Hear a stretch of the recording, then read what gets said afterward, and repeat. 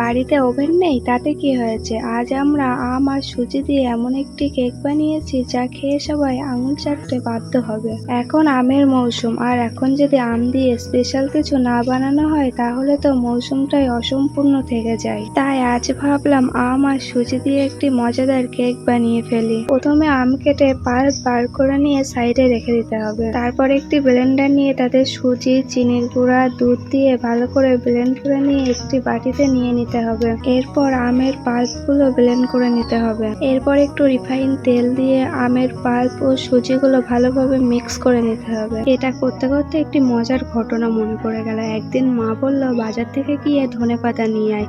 দোকানদার জিজ্ঞাসা করলো, কত টাকা দেবো? আমি বললাম, যেটা রান্না করতে লাগে সেটাই দিন। দোকানদার আমার মুখের দিকে এমন ভাবে তাকিয়েছিল যেন মনে হচ্ছিল আজীবন এই গল্পটা সবাইকে বলবে। শেষে একগুচ্ছ ধনেপাতা দিয়ে বলল, এই নিন, পরের বার আগে থেকে জেনে আসবেন।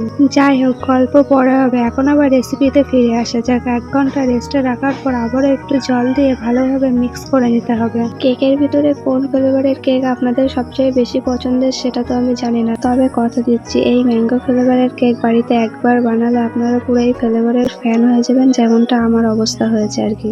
1 প্যাক ইনো দিয়ে আবারও ব্যাটারটাকে ভালোভাবে মিশিয়ে নিতে হবে। একটি বাটি দিয়ে ওতে টিস্যু পেপার দিয়ে অয়েল ব্রাশ করে নিতে হবে। এরপর কেকের ব্যাটারটা দিয়ে উপর থেকে একটু গুঁড়ো দুধ, আম, কিশমিশ দিয়ে দিতে হবে। এরপর চুলায় একটি কুকার দিয়ে তাতে বেশ কিছুটা লবণ দিয়ে দিতে হবে। লবণ গরম হলে কেকের এই বাটিটা ওর উপরে দিয়ে দিতে হবে। এরপর কুকারের ঢাকনা দিয়ে 1/2 ঘন্টা মতো জাল করে নিতে হবে। অবশেষে তৈরি হয়ে গেল আমাদের আম সুজির কেক।